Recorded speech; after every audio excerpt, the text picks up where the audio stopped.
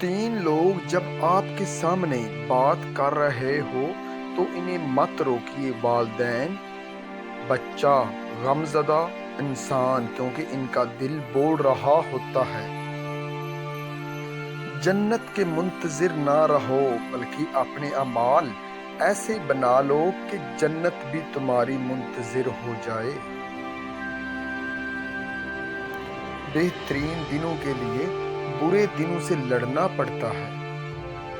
پیسہ حیثیت بدل سکتا ہے، اوقات نہیں۔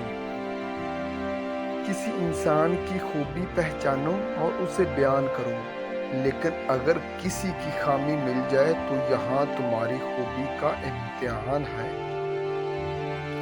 اندھیرے میں ایک دوست کے ساتھ چلنا روشنی میں اکیلے چلنے سے بہتر ہے۔ کمزور بدلہ لیتے ہیں اور مضبوط لوگ معاف کرتے ہیں، اور سمجھدار لوگ نظر انداز کرتے ہیں۔